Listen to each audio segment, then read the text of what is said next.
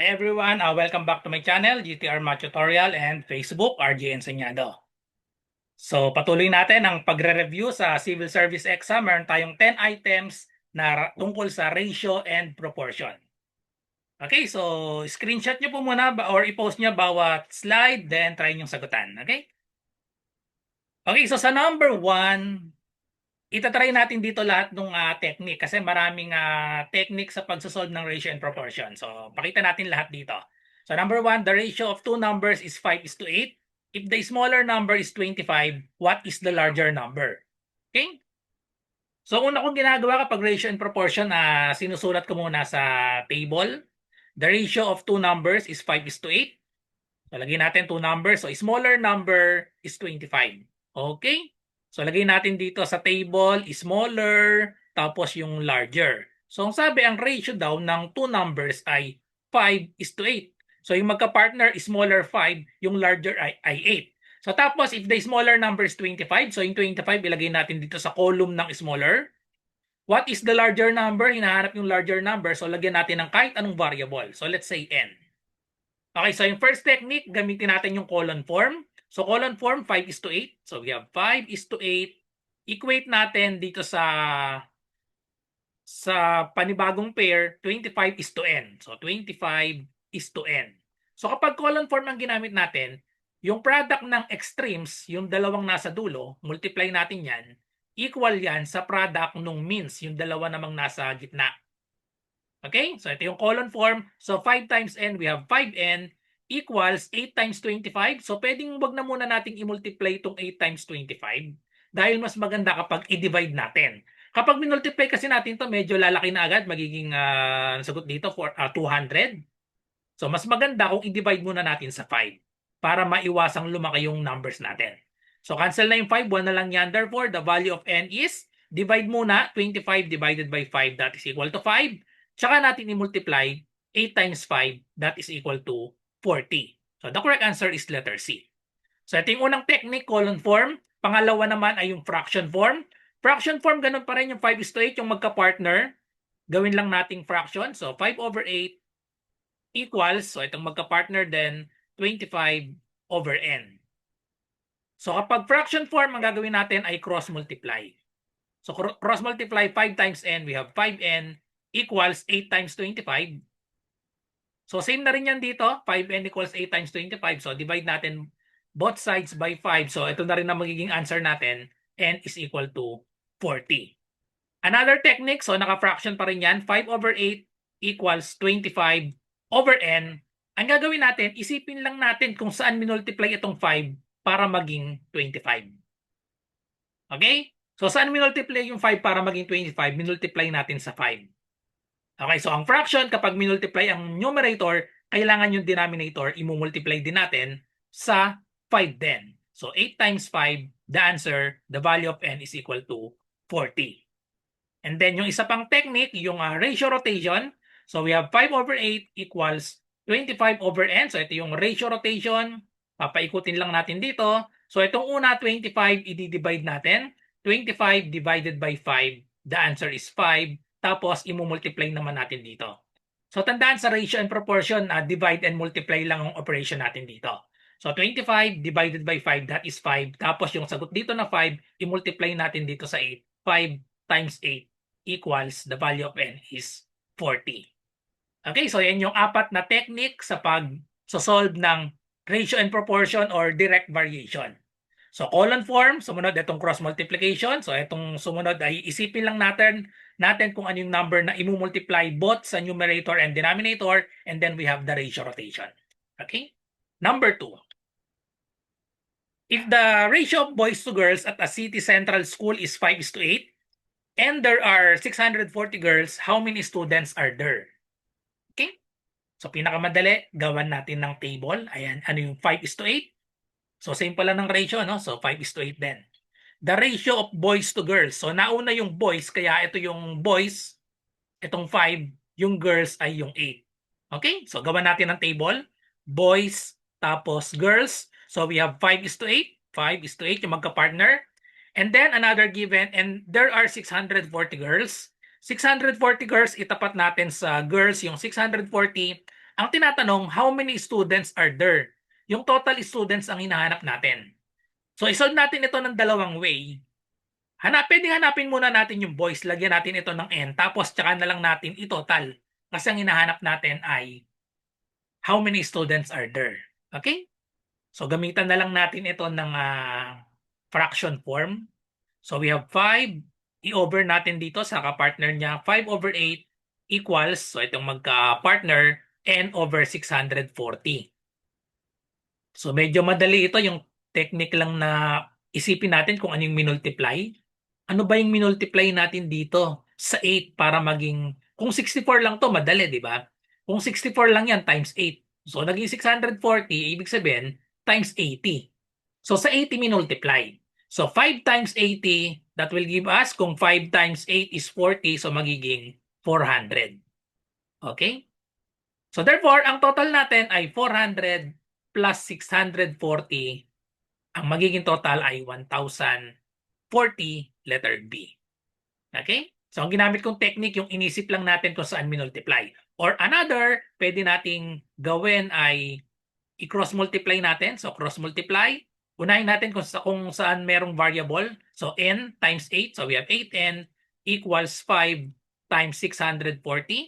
Tapos, divide both sides by 8. Huwag mo nang i-multiply dahil lalaki yung number. Cancel, n is equal to 64 divided by 8. That is 8. Kopyahin lang yung 0. So, therefore, we have 80. Then, multiply 5 times 80 is 400. Again, mali itong 400. Ang 400, ito yung number of boys. Ang hinahanap natin ay how many students. Okay? So, kung gusto naman natin, diretso na yung formula natin. Another technique, pwedeng isulat natin yung boys, girls, tas lagyan natin dito ng total. Tapos, ano ang ratio ng boys to girls? We have 5:8. Then, ano yung total? Pwedeng i-add natin ito, 5 plus 8. Ang total ay 13. Tapos, yung 640, ilagay natin sa tapat ng girls, 640. Tapos, dito na tayo mag-focus. Huwag na nating pansinin yung boys kasi ang hinahanap natin, how many students are there? So, dito tayo gagawa ng equation natin. Lagyan na ito natin ng variable na n. Okay, so ito yung another technique. Rekta na, pag na-solve natin yung n, yun na yung total students.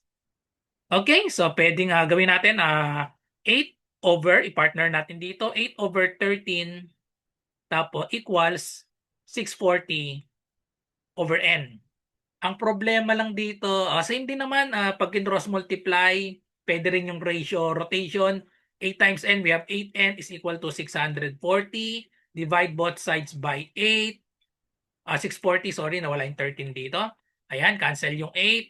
And therefore is equal to 640 divided by 8. So, ang magiging sagot dito ay 80 times 13.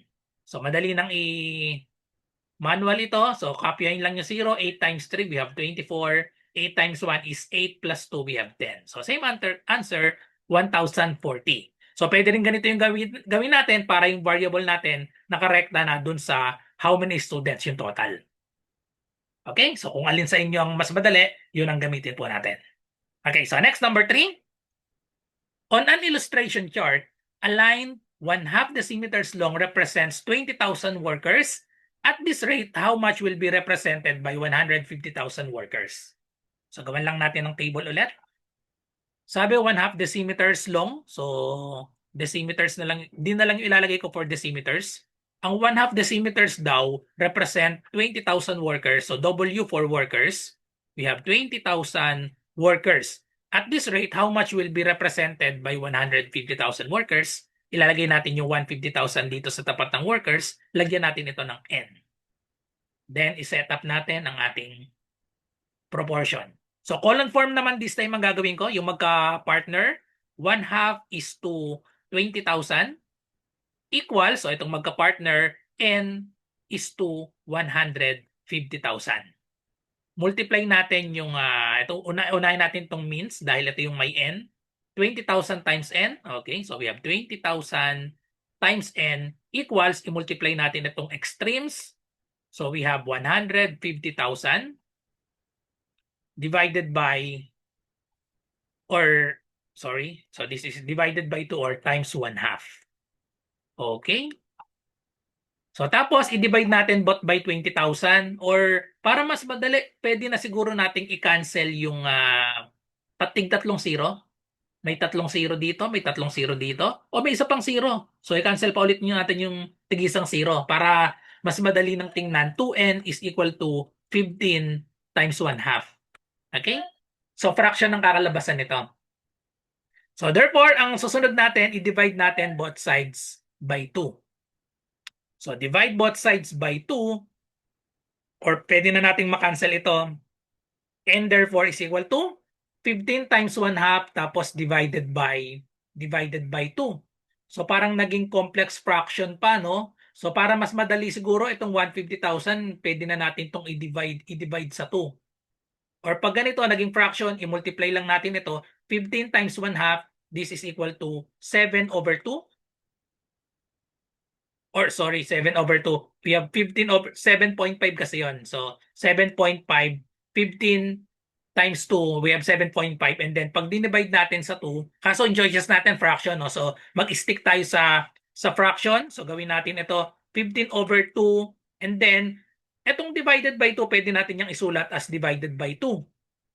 Tapos paano ba tayo nag-fraction? KCF, keep, change, flip. So mag-keep, change, flip tayo. 15 over 2. Yung division, gawin nating multiplication and then reciprocal, lagyan ng 1 sa denominator, tapos baligtarin, magiging 1 half. So magiging sagot natin, 15 times 1 is 15 over 2 times 2, we have 4. Then change to mixed number, 15 divided by 4, so we have 3. 3 times 4, we have 12, subtract, we have 3. Therefore, the answer is the quotient, 3, and then the remainder will be the numerator and then just copy the denominator 4. So the answer is 3 3/4, letter D. Okay? Or another, pwedeng dito pa lang 150, i-divide na natin dito sa 2. So okay, so pakita natin, pwedeng i-divide na sa 2 yung so ano yung fraction natin kanina dito? We have 1 half, 20,000, and then 150,000, tapos n. Okay? So kapag minultiply na natin, so we have 20,000. So yung column form ang ginamit natin, no? 1 half is to 20,000 equals 1 half is to 20,000 and then we have n is to 150,000. Okay? Tapos minultiply natin itong means 20,000 times n equals minultiply natin ito.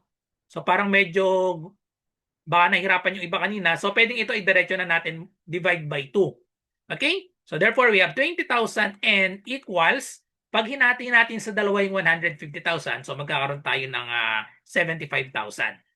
Ayan. So baka medyo dito, mas medyo madali siguro yung solution dito. Hindi na nagkaroon ng complex fraction. So divide both sides by 20,000. So cancelin na agad natin yung tig tatlong zero. Ayan, ang natira na lang 75 over 20. Okay?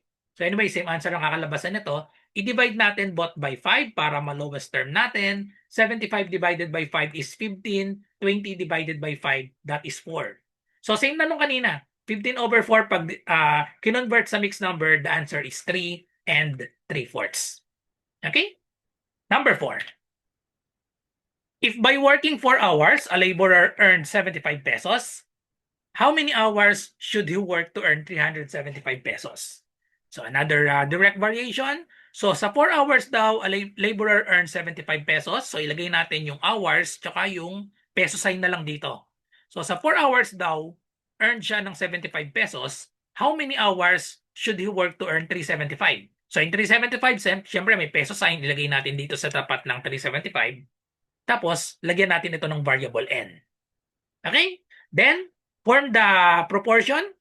Okay, yung magka-partner, i-over lang natin. 4 over 75 equals n over 375. So, pwede ratio and ratio rotation naman ang gamitin natin or depende kung anong gusto nyo. Pag nag-ratio rotation tayo, 375, pwede nating i-divide dito. Divided by 75, the answer to that is 5. Okay? And then, divide yung una, sumunod, multiply. 5 times 4, that is equal to 20. The answer is letter C. Okay? Or another solution, so 4 over 75 equals n over 375. I-cross multiply lang natin. 75n is equal to 4 times 375. Okay? Huwag munang i-multiply dahil lalaki yung number. Unahin natin yung divide. Unahin natin ang division. Cancel na ito. Therefore, n is equal to 375 divided by 75. That is equal to 5. Kasi ang dalawang 75 is 150. Dalawang 150 is 300. May isa pang 75 ba yun? So, 5. Multiply 4 times 5 is 20. Same answer. Number 5. A certain bag contains blue balls and green balls. If the ratio of blue balls to green balls is 3:7 and there are 40 balls in all, how many green balls are there in the bag? Okay? So meron tayong given dito na ratio of blue balls to green balls 3:7. Tapos there are 40 balls in all. Ang tinatanong, how many green balls are there in the bag?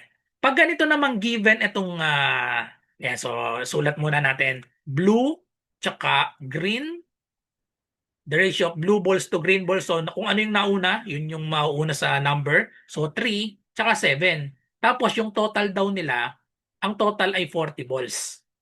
Kapag ganitong given yung total, pwedeng another technique natin dito, pwede nang hindi mag-set up ng ratio and proportion.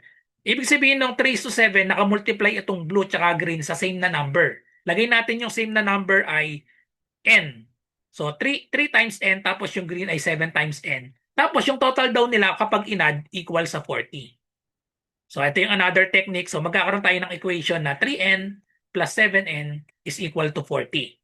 Then, hinahanap natin how many green balls are there. Ano yung expression para sa green balls? 7n. Para masolve yung 7n, isolve muna natin yung n. Okay? So, i-add lang natin ito. We have 10n is equal to 40 and then divide both sides by 10. Cancel this, 1 na lang yan. Therefore, n is equal to 40 divided by 10, that is 4. So, ngayon, yung number of green balls, 7 times the value of n, na-solve na natin, 4. 7 times 4 equals 28 ang green balls, letter B. Okay? Or another, kung gusto nyong isolve gamit yung ratio and proportion, kapag yung table ang gamit, pwede rin naman siguro, pero 40 balls yung total dito, no? So, pwede, ito yung another solution kung gusto nyo yung table. Yung table, pag ginamit natin yung table, lagay lang natin dito 3 tsaka 7. Tapos yung total nila, 3 plus 7 ay 10. Okay? Tapos yung given na total, meron tayong 40 balls. Yung 40, ilagay natin dito sa 40. Tapos ang hinahanap, how many green balls are there in the bag? Lagyan natin itong tapat ng green ng n. So tapos dito tayo mag-focus. Hindi na natin kailangan si blue na 3. Then set up natin ang proportion dito. We have 7, i-partner natin dito. 7 over 10 equals, itong magkatapat, i-ratio lang natin. N over 40 and then cross multiply. 10n is equal to 7 times 40. So same answer, divide both sides by 10. Okay, therefore n is equal to, tanggalin lang yung tigisang 0. Kaya wala na yung 10. 7 times 4 is 28. Okay? So yun yung technique kapag mag-solve ng given yung total, pwedeng rekta na tayo dun sa kanina, rectang equation, and then pwede naman gumamit din ng table. Okay, so halfway na tayo. So kung naghahanap kayo ng magandang reviewer, ito yung maire-recommend ko. Meron ako parehas nito. So itong civil service exam reviewer na ganito, tsaka itong BrainBox. Ito na yung latest edition nila, 2026 na. Itong isa, BrainBox ay 4th edition. Meron ako parehas nito, medyo ano lang, yung lumang copy. 2024 dito, tas ito yung 3rd edition yung meron ako. Napakaganda ng mga explanation yan. Kumpleto, kahit yung mga ibang subject, hindi lang sa math, maganda yung mga explanation. So habang medyo malayo pa, maganda mag-purchase kayo nito para iba pa rin yung nagre-review online tapos may nababasa kayo na hard copy. Okay? Or kung meron pa kayong budget, mag-review kayo sa mga online. Medyo may kamahalan nga lang. Okay? So next, number 6. A man left 2.4 million among his 3 children in the ratio 4:3:1. How much is the largest share? So kapag ganitong may total tayo, a man left 2.4 million among his 3 children. Kaso hindi pare-parehas yung hatian. 2.4 million hinati daw sa 3 children sa ratio na 4:3:1. Ang hinahanap natin, how much is the largest share? Ito yung largest share, yung 4. Okay? Kapag ganitong given yung total, tapos hahatiin natin sa ratio, ang gagawin natin, imumultiply lang natin itong 4:3:1 sa same na number. Yun yung constant of variation. Mag-assign tayo ng kahit anong variable, n na lang ang gagamitin ko. So, i-multiply natin lahat ito sa same number or letter yung gagamitin ko, n. So, 4n, tapos i-add natin kasi ang total daw nila ay 2.4 million. So, 4n plus yung sumunod ay 3. So 3n plus 1n or simply n equals daw sa 2.4 million. So 2.4 na lang ilagay natin. Then i-add natin itong tatlo. Ang total 4 plus 3 plus 1, we have 8n equals 2.4 and then last, divide both sides by 8. Therefore, ang magiging value ng n ay eksakto ito, no? 24 divided by 8, that is equal to 3. Eh may decimal tayo dito, di magiging 0.3. Okay? Or pakita natin, 2.4 divided by 8. 2 divided by 8, hindi pwede. So lagyan natin ng 0, itapat yung decimal. 24 divided by 8 is 3. 3 times 8 is 24. So 0 na ito. Okay? So therefore, ang n natin ay 0.3. Ang hinahanap natin, largest share. Ang largest share ay 4n. So 4n is equal to 4 times 0.3. So 3 times 4, that is 12 by 1 decimal place. So therefore, the answer is, lagay natin yung decimal place dito, decimal point dito, dahil may 1 decimal place tayo dito sa 0.3. Therefore, the answer is 1.2 million, letter D. Number 7, a bin containing 80 sacks of flour is 1/5 full. How many sacks will be in the bin when it is 3/4 full? Kulang ng S dito, no? Lagyan natin ng S. How many sacks? Okay, set up the table. 80 sacks daw. 1/5 full. Okay? So, dito yung sacks. Dito yung kung ilang full siya. 80 sacks daw, ang katumbas nun ay 1/5. 1/5 full. How many sacks will be in the bin when it is 3/4? 3/4 full, hinahanap natin how many sacks, lagyan natin ng variable. X naman, lagi na lang N yung ginagamit natin. Okay? Set up the proportion, pagpartnerin lang natin, or dahil fraction, magandang gawin siguro dito column form. So pagpartnerin lang natin ito, 80 is to 1/5 equals, itong magka-partner na isa, x is to 3/4. Okay? Then multiply natin itong nasa loob, 1/5 x. 1/5 x equals, multiply natin itong dalawang dulo, we have 80 times 3/4. 80 times 3/4. Okay? So bakit column form yung ginamit ko? Para madaling i-isolate yung x. Para i-isolate natin yung x, kailangan nating i-multiply both sides by reciprocal of 1/5. That is 5/1 or simply 5 na lang. Okay? So multiply lang natin both sides by 5. So cancel na yung 5 at 1/5, 1 na lang yon. Therefore, x is equal to, so i-divide muna natin ito. 80 divided by 4, that is equal to 20. Tapos i-multiply na lang natin ito. 20 times 3, we have 60. And then times 5, 60 times 5, that is equal to 5 times 6 is 30. Kopyahin nyo isang 0, 300. So the answer is letter C. Okay? So ang ginagamit ko kapag may fraction ay column form para madaling isolve. I-multiply lang natin sa reciprocal itong x dito para hindi na magkaroon ng complex fraction. Kapag nag-fraction kasi tayo, fraction form, tapos may fraction pa, yung ating proportion, baka magkaroon ng complex. Kaya ang ginagamit ko kapag may fraction ay itong column form yung mas maganda. Okay? Number 8. A rope 45 meters long is to be cut in the ratio 4:11. How many meters should the larger piece be? So meron tayong total ulit. Kapag given yung total, 45 meters long yung total, hahatiin daw sa ratio na 4:11. Ang tanong, how many meters should the larger piece be? Okay?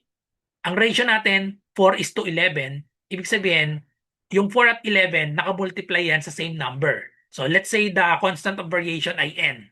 So itong 11n, ito yung larger. Okay? Hinahanap natin how many meters should the larger piece be. Ito namang 4n, ito yung smaller. Okay? Tapos alam natin ang total ay 45 meters long. So therefore, ang equation natin, i-add lang natin ito. We have 4n plus 11n equals dapat sa 45. Solve for n. Pag inad to, we have 15n is equal to 45. Then divide both sides by 15. Okay, therefore cancel to. 1 na lang. N is equal to 45 divided by 15 is 3. So therefore, the larger is 11 times 3. That is equal to 33. The larger piece is 33. Ano naman yung smaller? Ang smaller ay 4 times 3 magiging 12. Pag inad natin, 12 plus 33 eksakto equals sa 45. Number 9. There are the area siguro ito. So mali na tayo ng type. The R lang nakalagay. The area of a rectangular field is 9,000 square meters. If the ratio of the width to the length is 5:8, what is the length of the rectangular field in meters? Okay, so lagyan natin ng drawing na rectangle. Given daw yung area of the rectangular field is 9,000 square meters. Lagyan natin meter square. Yan. So ito yung area, yung nasa loob. If the ratio of the width to the length is 5:8, ibig sabihin niyang 5:8, nakamultiply yung 5 tsaka yung 8 sa same number. So, ang width natin, itong mas maliit. So, lagyan natin yung constant of variation, gagawin ko n. So, 5n ito. Yung length naman, gagawin kong 8n. So, ang tanong, what is the length? Length yung hinahanap natin, 8n. What is the length of the rectangular field in meters?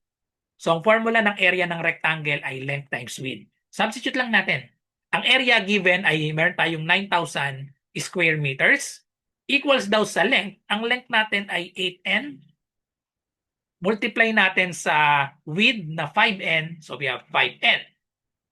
Okay, simplify natin. We have 9,000 is equal to 8 times 5, that is 40. Tapos n times n, that is n squared. Okay? And then, solve natin yung n. So, divide muna natin both sides by 40. Divide both sides by 40. Cancelin lang natin yung tigisang 0. 900 divided by 4, that is equal to 225. Ayun, perfect square ang 225. Kunin natin ang square root of both sides. Cancel ang square root at ang square, n na lang ang matitira. Ang 225 ay equal yan sa 15 times 15 or 15 square. So therefore, ang square root of 225 ay equal sa 15. So hindi pa dito natatapos, ito pa lang yung constant of variation. Ang hinahanap natin, what is the length? Ang length ay 8n. So therefore, the length is 8 times the n, which is 15. 8 times 15, so multiply lang natin manual. 8 times 5, we have 40, carry 4. 8 times 1 is 8 plus 4, we have 12. Therefore, the length is 120 meters, letter B. Okay, last number 10. In a factory, a worker can make an average of 12 shoe boxes in 30 minutes. How many shoe boxes will 25 workers make in 2 3/4 hours? Okay? So tatlo na yung variable dito, no? In a factory, a worker can make an average of 12 shoe boxes. So kapag isang worker daw, a worker, ibig sabihin nun, one worker can make an average of 12 shoe boxes. So S na lang for SB, shoe boxes. Makakagawa daw yung isang worker ng 12 shoe boxes in 30 minutes. Okay, so meron pang isa dito. Lagyan pa natin ng minutes dito, 30 minutes. Ang tanong, how many shoe boxes will 25 workers, 25 workers, lagay natin dito sa tapat ng workers, can make in 2 3/4 hours. So hours pala ito. Hours. So kailangan i-convert natin. Ang hinahanap natin, how many shoe boxes, lagyan natin ito ng n. Pero ito, i-convert muna natin 2 3/4 hours sa minutes kasi itong 30 dito in minutes ito. Okay? So, i-convert natin ito. 2 3/4, i-multiply natin. Ito ay hours. I-multiply natin sa conversion ng hours to minutes. So, 1 hour equal siya sa 60 minutes. Okay? Cancel na yung hours. 2 3/4 times 60. I-convert muna natin ito sa... Or pwede siguro itong 3/4 na lang i-convert natin kasi yung 2 naman madaling i-convert, no? Ang 2 hours, ibukod na lang natin ito, 2 hours equal siya sa 120 minutes. Kasi ang 1 hour is equal to 60 minutes. Kaya yung 2 hours ay 120 minutes. So ito na lang i-convert natin. 3/4 hours, multiply natin sa 60 minutes. Divide muna. 60 divided by 4, that is equal to 15. And then 3 times 15 equals sa 45 minutes ang katumbas ng 3/4 hours. So yung 45 minutes, idagdag natin dito sa 120 minutes. So 45 plus 120 equals siya sa 165 minutes. Okay?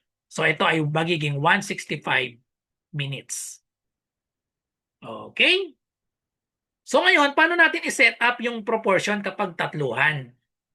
Kapag tatluhan, ang ginagamit ko dito, may rekta akong formula kapag tatluhan. Naka-multiply yung work, naka-over sa men times time. Men times time. Tapos nilalagyan ko lang ng subscript 1, tapos equal naman sa subscript na 2, itong kabila. M tsaka T. Yung M, ito yung men. Yung T ay time. Yung W ay work. Okay. So sa problem na ito, ang work natin ay itong shoebox. Ito yung ginagawa nila eh. Ito yung work. Shoebox. Itong workers, ito yung magiging men. Ito yung magiging men. Okay? So men, yun yung worker. SB, yan yung work. And then itong M, ito yung magiging time. Minutes. Magiging time. So, substitute lang natin directly dito sa formula na ito. Pwedeng mabaliktad ito, yung M tsaka T nasa taas, tapos yung W nasa baba. Basta kailangan yung magkatapat ay parehas. Nasa numerator parehas W, nasa denominator parehas MT. Okay? So, i-substitute lang natin dito sa formula. Ito yung direct formula. So, dito, ito yung susundin natin, yung nasa taas. Ang W natin ay 12. So, we have 12 over, ito yung W, 12. Then, men at time, 1 times 30. So, we have 1 times 30 equals, yung N natin, yung work dito sa pangalawang row natin ay N over yung product ng dalawang natira, 25 times 165. Then, solve for N. To solve for N, pwedeng i-cross multiply na lang natin ito. Cross multiply. So, 1 times 30, 30 na lang yon times N. We have 30N is equal to, i-multiply natin lahat ito, 12 times 25 times 165. Mamaya natin i-multiply, unahin natin yung divided by 30. Okay? Unahin natin yung divided by 30 para ma-solve natin yung N. Pwedeng ma-lowest term itong 25 at 30, divide both by 5. Okay? Divide both by 5, 6 na lang ito. 25 divided by 5 is 5. Tapos yung 12 at 6 pwedeng ma-divide. 12 divided by 6, that is equal to 2. Ayun, so madali na. 2 times 5, that is equal to 10, and then times 165. Pag minultiply, 10 times 165 equals 1,650. The correct answer is letter C. So, ulitin natin, kapag tatluhan, ang ratio and proportion natin, gawa lang tayo ng table, tatlo rin yan. Tapos, lagi nating ilalagay yung work naka-isolate, i-over natin dun sa dalawang natira. Ang work natin dito, ulitin natin, yun yung shoebox.